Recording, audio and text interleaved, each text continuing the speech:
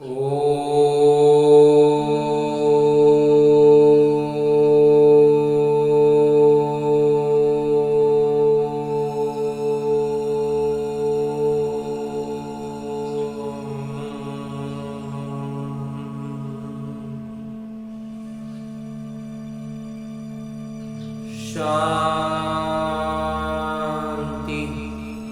ओम शांति। बाबा बाबा ओम शांति। ओम शांति बाबा। आज 13 अक्टूबर 2023 की मुरली है। बाबा कह रहे, मीठे बच्चे धीरज रखो, अब तुम्हारे दुख के दिन पूरे हुए, सुख के दिन आ रहे हैं। निश्चय बुद्धि बच्चों की अवस्था धैर्यवत रहती है। जिन बच्चों की बुद्धि में ये निश्चय बैठा हुआ है वो धैर्यवत रहेंगे, क्योंकि सुख के दिन तो आ ही रहे हैं। इसका दुख का समय अब समाप्त हुआ। और आगे मेरे बाबा प्रश्न पूछ रहे हैं कि किसी भी हालत में मुरझाइश ना आए, इसकी सहज विधि क्या है? मुरझाए नहीं, हम मुझे नहीं, उसके लिए क्या करना होगा? उसके उत्तर बतलाते हैं मेरे बाबा कि ब्रह्मा बाबा का उदाहरण सदा सामने रखो। इतने ढेर बच्चों के पिता, कोई सपूत बच्चे हैं तो कोई कपूत, कोई सेवा करते हैं तो कोई बदनामी, फिर भी बाबा कभी मुरझाते नहीं, घबराते नहीं। फिर तुम बच्चे क्यों मुरझा जाते हो? तुम्हें तो किसी भी हालत में मुरझाना नहीं है, एकदम प्रसन्न चित्त रहना है। बाबा के इतना अच्छा बाबा जवाब बतला रहे हैं कि जब इतने बच्चे हैं, कोई सेवा करते हैं, कोई नहीं करते हैं, कोई बदनामी भी करते हैं, बाबा चिंतित होते हैं क्या? नहीं ना, तो फिर हम क्यों हो रहे हैं? नहीं होना है बाबा, सदा प्रसन्न चित्त रहना है। गीत है धीरज धर मनुआ। ओम शांति। धीरज धर मनुआ मनुष्य को नहीं कहा जाता, मन बुद्धि आत्मा में है, ये आत्मा को कहा जाता है। जो मन को धीरज धरने की बात की जा रही है, तो मन बाबा, मन और बुद्धि बाबा बताते हैं ये आत्मा में है, तो आत्मा को ये बात कही जा रही है। तो आत्मा को सिवाय परमपिता परमात्मा के और कोई कह न सके कि धैर्य करो, क्योंकि अधीर्य को ही धैर्य दिया जाता है। अगर ईश्वर सर्वव्यापी है तो उसको अधीर्य कहा नहीं जा सकता। मनुष्य इस समय अब सब के सब अधीर हैं, सबने अपना धीरज खो दिया है, दुखी हैं। इसलिए धैर्य देने के लिए, सुख देने के लिए बाबा आए हैं। कहते हैं अब धैर्य धरो। बाबा के महावाक्य सिर्फ तुम्हारे लिए नहीं है, वास्तव में सारी दुनिया के लिए है। सारी दुनिया आहिस्ते आहिस्ते सुनते रहेगी। जो सुनते हैं वो आते रहते हैं। सबके सद्गति दाता, दुख हरता एक बाबा ही है। ये है ही दुख की दुनिया। बच्चे समझते हैं अभी हमारे मुक्ति, जीवन मुक्ति के दिन, वह कलयुग पतित दुनिया से छुटकारा पाने के दिन है। अंजी बाबा, तो तुम्हारी बुद्धि में ये है, सो भी क्रमशः पुरुषार्थ अनुसार, इसको भी बहुत क्रम में बढ़ जाते हैं लोग, बच्चे। तो सबको ये धैर्य नहीं है कि अभी हम इस दुख की दुनिया से छुटकारा पाए, अपने सुख धाम में जाएंगे। तुम बच्चों को भी स्थायी निश्चय रहना चाहिए। हमारे सुख के दिन अब आ रहे हैं। अगर श्रीमत पर चलते रहेंगे तो, श्रीमत पर नहीं चलेंगे ना तो सुख के दिन नहीं आएंगे, क्योंकि श्रीमत वो रास्ता है जो सीधा स्वर्ग तक जाता है। दूसरा रास्ता जहां पकड़े वो घुमा करके वापस इसी नरक में ला देगा। तो इसलिए बाबा कहते हैं कि इसमें आशीर्वाद व कृपा आदि की कोई बात नहीं है। बाबा बैठ पढ़ाते हैं, सहज स्वराज्य योग सिखलाते हैं। पढ़ाई को ज्ञान भी कहा जाता है। तुम बच्चों को श्रेष्ठ मत दे रहे हैं। पहले पहले तो अटल निश्चय चाहिए, फिर कभी वो नीचे ऊपर नहीं हो सकते। गाते हैं परवाह थी पार ब्रह्म में रहने वाले की, वो पा लिया तो बाकी क्या चाहिए। कुछ नहीं चाहिए बाबा। तो ये निश्चय है कि उस बाबा से स्वर्ग का वर्षा मिलना है। तो धैर्य पहले ही स्थायी मिल जाता है। जैसे ही निश्चय बैठेगा ना कि स्वर्ग की बादशाही बाबा दे रहे हैं, फिर अपने आप धैर्यता आ जाएगी। तो ये है अविनाशी धैर्य, और ये जो धैर्यता आएगी ना, ये अविनाशी होगा। निश्चित है कि हम श्रीमत पर श्रेष्ठ से श्रेष्ठ श्रेष्ठाचारी राज्य भाग्य स्थापन कर रहे हैं, बगैर कोई लड़ाई झगड़े। तो फिर मुरझाने की क्या दरकार? भल घर में 10-12 बच्चे हो, बाबा को तो देखो हजारों लाखों बच्चे हैं। कई बच्चे हंगामा भी मचाते हैं। कोई सपूत बच्चे हैं, कोई कपूत है, कोई सेवा करते हैं, कोई तो बदनामी भी करते हैं। फिर बाबा कभी घबराते हैं क्या? नहीं। तो बच्चों को भी घबराना नहीं चाहिए। गृहस्थ व्यवहार में भी रहना है। एक तरफ है हठ योग कर्म संन्यास, तुम्हारा है बेहद का संन्यास। ये है राजयोग। तुम्हें गृहस्थ व्यवहार में रहते बाबा से वर्षा पाना है। बहुत सहज है। एक बार बाबा पर निश्चय बैठ गया, फिर सारी चीजें सहजता से होती चली जाएंगी।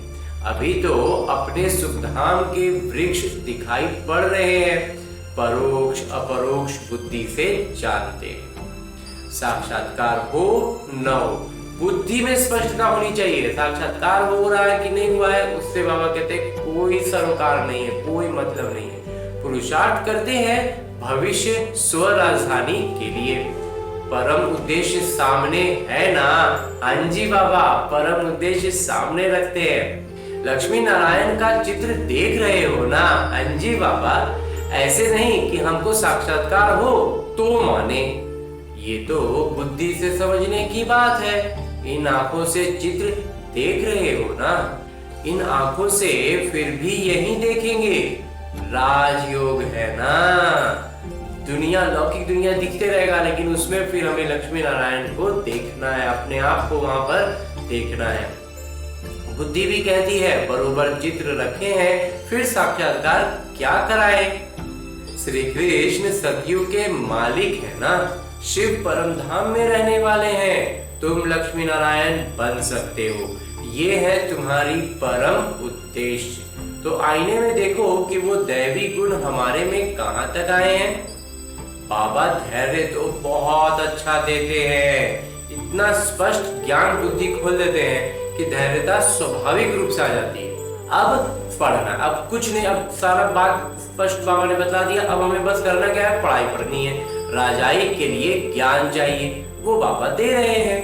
आईसीएस वालों को सबसे ज्यादा नशा रहता है कि हम बड़े से बड़ा ऑफिसर बनेंगे। जो अभी यूपीएससी का एग्जाम हो गया है, आईएएस का ऑफिसर बनते हैं, वो एग्जाम का तैयारी जो करते हैं उनको लगता है कि ये अभी देश का सबसे सर्वोच्च पद होगा। यूं तो व्यवसाय व्यापार में भी करोड़पति बन जाते हैं। बाबा फिर तुमको ये व्यवसाय सिखलाते हैं, सट्टा मट्टा का। ये सट्टा का व्यवसाय है। तुम बाबा को कौड़ियां देते हो, उनके एवज में 21 जन्मों के लिए बाबा तुमको स्वर्ग का मालिक बना देते हैं। ये सौदागरी भी है तो पढ़ाई, ये सौदागरी भी है तो पढ़ाई भी है, एक सट्टा पंटा भी है। तो सिर्फ सौदागरी से काम नहीं, विश्व का इतिहास भूगोल का भी ज्ञान चाहिए ना। हाँ जी बाबा, तो स्वदर्शन चक्रधारी भी बनना है। जितना पढ़ेंगे उतना ऊंच पद पाएंगे। स्वर्ग का मालिक तो प्रजा नौकर चाकर भी होगी। अभी भी सब कहते हैं ना भारत हमारा देश है, परंतु राजा और प्रजा में तो बहुत फर्क है। बाबा कहते हैं जितना हो सके ऊंच से ऊंच पद पाओ, माता पिता के समान पुरुषार्थ करो। समझा जाता है सब तो गद्दी पर नहीं बैठेंगे, फिर भी रेस करानी पड़ती है। क्रमशः पुरुषार्थ अनुसार ही राजा ही पाएंगे। जिनका जो पुरुषार्थ कल पहले वाला है वो साक्षी हो देखते हैं। जब परिणाम का समय आएगा तो बाबा दिखाएंगे कल पहले ऐसा किए थे, अभी कितना कर रहे हैं। फिर किसी का पुरुषार्थ ठंडा देखते हैं तो तीव्र बनाया जाता है। तुम्हारा तो पुरुषार्थ बहुत ठंडा दिखाई पड़ता है।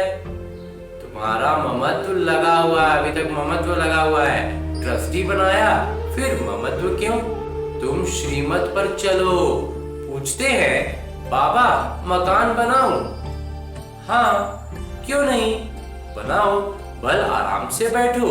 बाकी थोड़े रोज ये छीछी दुनिया है, भल आराम करो, बच्चों आदि की शादी भी कराओ। बाबा कहते हैं कि लौकिक रीति में जो भी आपका जीवन में आवश्यकताएं आ रही है, जो भी आ रही है, वो सब उनको अपना काम करते जाना है, हिसाब किताब चुप करते जाना है, लेकिन उसमें उलझना नहीं है।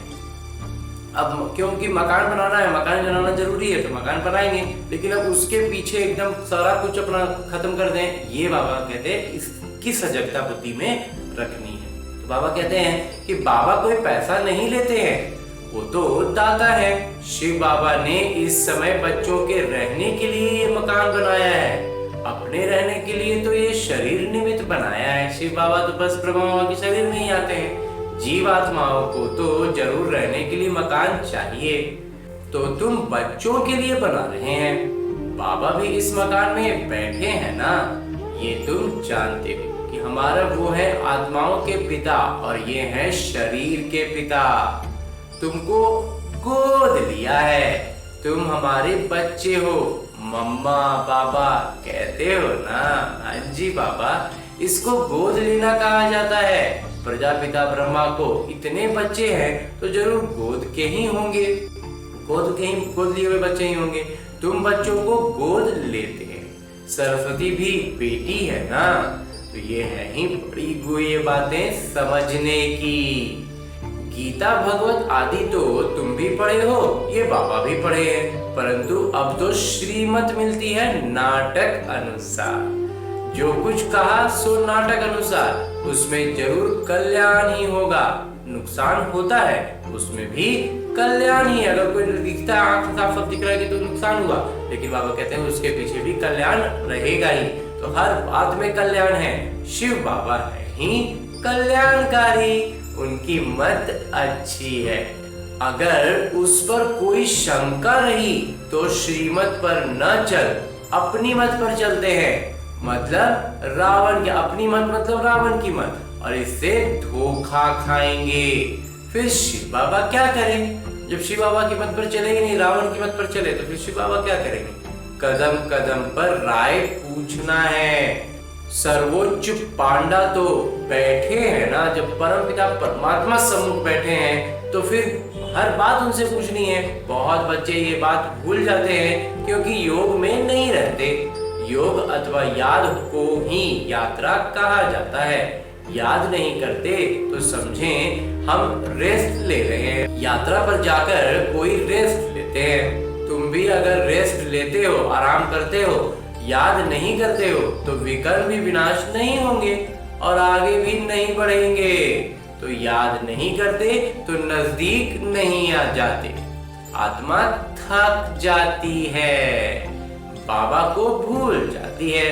बाबा कहते हैं तुम यात्रा पर चल रहे हो, रात को तो तुम आराम लेते ही हो, रात को तो आराम करते ही है ना, रात को नहीं सो रहे ऐसा तो नहीं है।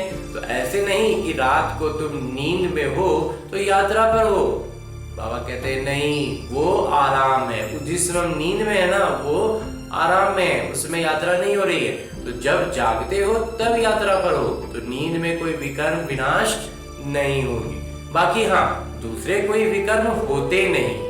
तो बाबा भी सभी बातें समझाते हैं, परंतु कोई अमल में भी जब लाए, लेकिन इन बातों को अमल में लाएंगे, अपने जीवन में अपनाएंगे, उसको वास्तविक जीवन में करेंगे उसको, बातों को, तब जाकर के उसका परिणाम दिखेगा।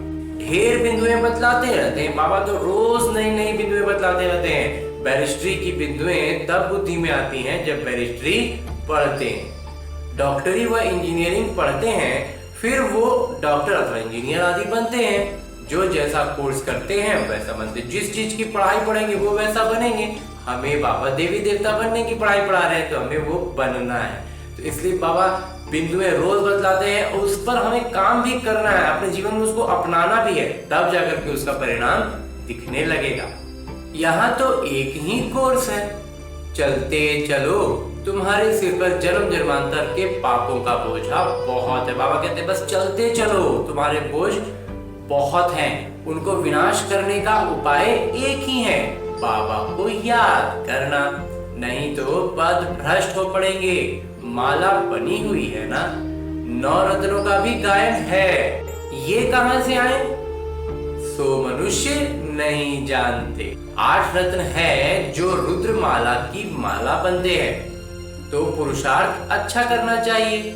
छात्र अच्छा पढ़ते हैं तो रजिस्टर से माँ बाप को भी पता लग जाता है। यहाँ तो बाबा ही शिक्षक भी हैं, तो वहीं जाने। तुम पढ़ते ही हो बाबा के पास, तो रजिस्टर का भी उनको पता पड़ता है। तुम भी अपने रजिस्टर को समझ सकते हो कहाँ तक हमारे में गुण है। मैं औरों को कहाँ तक आप समान बनाता हूँ, इतनी ताकत है जो कोई सामने देखे उनको शरीर भुला दे। इतनी ताकत आई है कि कोई हमको देख रहा है और उसका शरीर का भान खत्म हो जाए। कहाँ जाता है हिम्मते मर्दा मद दे खुदा। बाबा बहुत मदद देते हैं, तुम भी मदद देते हो योग की। बाबा को चाहिए ही पवित्रता की मदद। सारी पतित दुनिया को पावन बनाना है योग बल से। जितना जितना जो योग की मदद देंगे उतना बाबा खुश होंगे। ये बाबा के लिए मदद है, वह अपने लिए है बाबा। तुम जितना पढ़ेंगे उतना उच्च पद पाएंगे, जितना याद करेंगे उतना मुझे पवित्रता की मदद करेंगे। तो मैं आया हूँ पतित को पावन बनाने, पावन दुनिया के लिए। तो पतित और पावन यही बनते हैं, वही तो है ही निराकारी दुनिया। आते भी हैं पतित पावन, ये समझते नहीं है कि पावन दुनिया किसको कहा जाता है। सीता को रावण की जेल से दुख से छुड़ाया तो फिर सुख चाहिए। औरों को शांति बहुत मिलती है, सुख थोड़ा मिलता है। तुमको सुख भी बहुत मिलता है तो दुख भी बहुत मिलता है। बाद में जो आत्माएं आती हैं थोड़ा किरदार निभाए वापस चली जाती हैं, एक दो जन्म भी लेते हैं। बाबा कहते हैं कि जो 1-2 जन्म भी लेते हैं, थोड़ा समय आए और वो गए। तुम्हारे तो 84 जन्मों की बात है, उनकी 1-2 जन्म की बात है। तुम 84 जन्मों को जानते हो। चक्र को जानने से चक्रवर्ती राजा बनते हो, वो थोड़े ही बन सकेंगे। उनके लिए तो ये ज्ञान नहीं है, ये ज्ञान तुम्हारे लिए है, जिन्होंने कल पहले भी ये ज्ञान लिया है। अब तुमको पुरुषार्थ करना है। पुरुषार्थ का समय अभी है और तुम्हारे लिए ही पुरुषार्थ की बात है। देवी देवता धर्म बहुत सुख देने वाला है, इतना सुख और कोई दे न सके। ये अनादि नाटक बना हुआ है। सभी को तो हीरो हीरोइन का किरदार नहीं मिल सकता। किस्म किस्म के मनुष्य, बहुत कैरेक्टर्स होते हैं ना। कोई भी नाटक और फिल्म में सिर्फ हीरो हीरोइन थोड़े होता, बहुत सारे कैरेक्टर्स होते हैं। तो उनमें भी अच्छे बुरे अनेक प्रकार के हैं। श्रेष्ठ से श्रेष्ठ देवी देवता है। श्रेष्ठ उन्हों को ही कहा जाता है, वो तो सतयुग में ही होते हैं। उन्हों के चित्र भी हैं, परंतु ये कैसे बने ये नहीं जानते। कोई तो फिर कहते श्री कृष्ण हाजिरा हुजूर है, भगवान भी हाजिरा हुजूर है। इन सब बातों को तुम बच्चे समझ गए हो। हाँ जी बाबा, ये परम उद्देश्य बहुत अच्छी है समझने के लिए। परम उद्देश्य हमेशा सामने रखना है। समझने में भी बहुत आसानी होती है और समझाने में भी। सबको निमंत्रण जरूर देना है। अखबार से सबको निमंत्रण मिल रहा है, बाकी अभी समय बहुत थोड़ा है। अब तक बच्चे यात्रा करते करते थक जाते हैं तो बैठ जाते हैं। माया के तूफान सहन नहीं कर सकते। युद्ध के मैदान में माया तो जरूर पड़ेगी। रुस्तम से रुस्तम होकर लड़ेगी। जितना रुस्तम हम बनेंगे उतना रुस्तम वो बनेगा। तो जोर से तूफान आएंगे। फिर कहते हैं जब से ज्ञान में आया हूँ तो विघ्न बहुत पड़े। धंधे में भी घाटा हुआ है।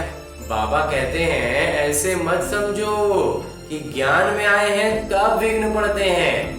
ये तो दुनिया में होता ही रहता है, इनसे डरना नहीं। इसकी समझ अपनी बढ़ानी है। ये ज्ञान में आने से ऐसा हो गया वैसा हो गया, इन बातों को गलत दिशा में हम जोड़ने लगते हैं। ये रावण बुद्धि में इतना कचरा भरा हुआ है ना कि उसके कारण ऐसा होता है कि हम खराबी ज्ञान में आने को ही जोड़ने लगते हैं। इसके कारण ये गड़बड़ हो रहा है और गड़बड़ होते रहता है हमारे पुराने कर्मों के कारण।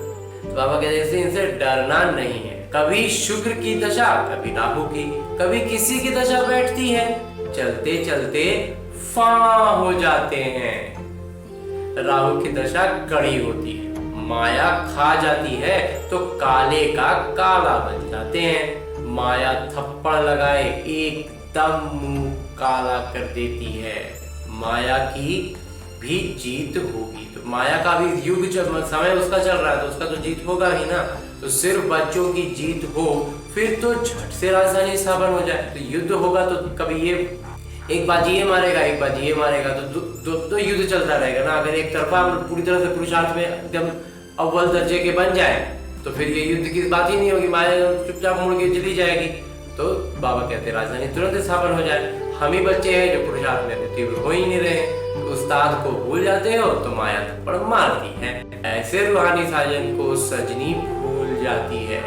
ये भी वंडर है ना, जब इतने परमपिता परमात्मा हमारे साथ आ गए हैं कि उनका साथ हमने पकड़ लिया तो माया हमारी तरफ देखने की भी हिम्मत, बाबा ने कहा था ना, नजर उठा के नहीं देख पाएगी। लेकिन हम ही हैं जो उनको भूल जाते हैं और माया आती है और हमें थप्पड़ मार देती है। तो हमें इस बात की गहराई को समझना है। इसलिए तो बाबा कहते हैं ना, ये भी तो वंडर है ना कि उन परमपिता परमात्मा को हम भूल जाते हैं। नहीं भूलेंगे बाबा।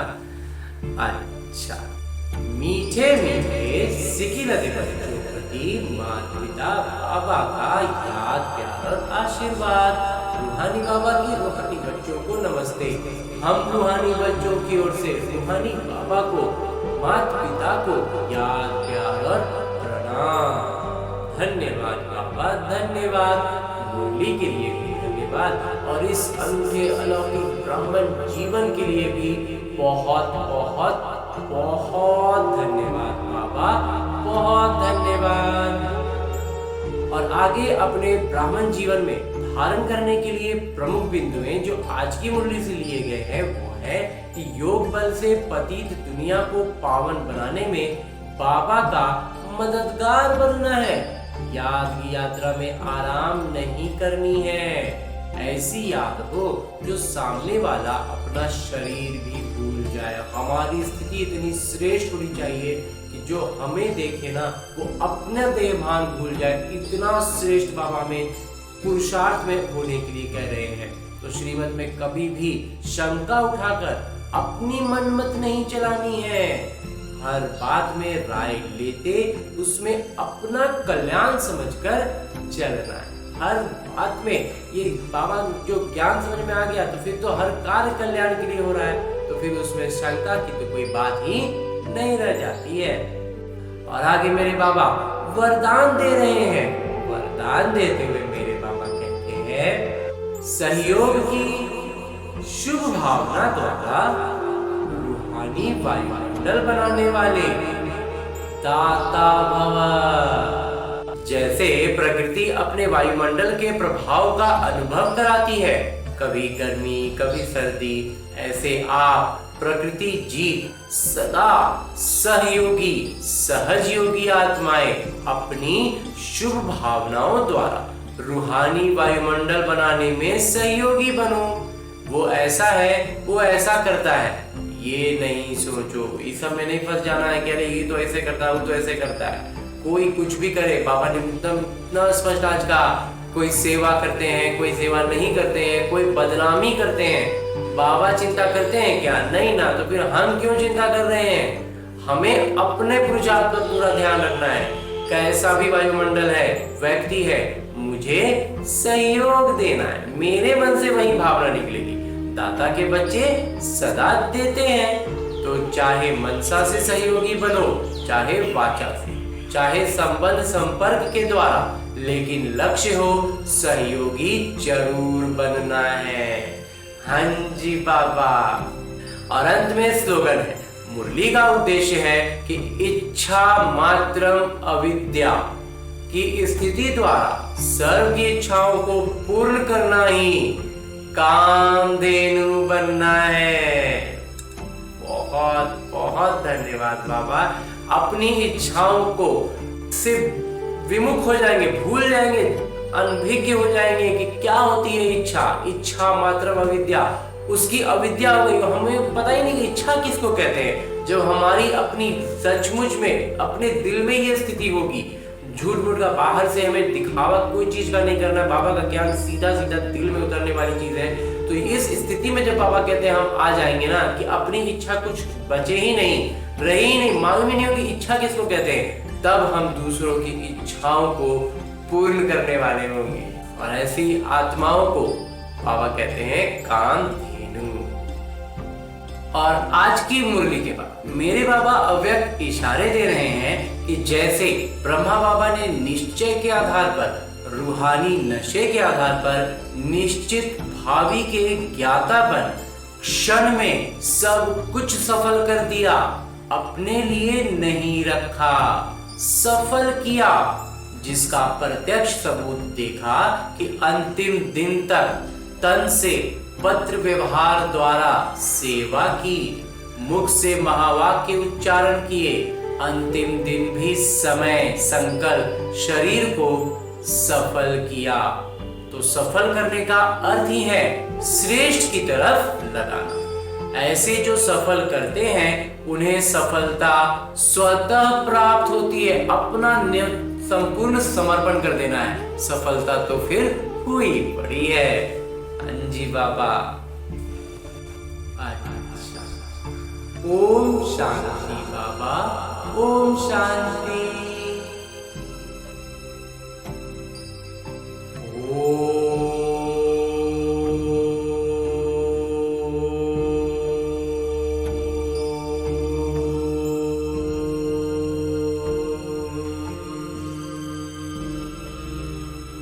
शांति।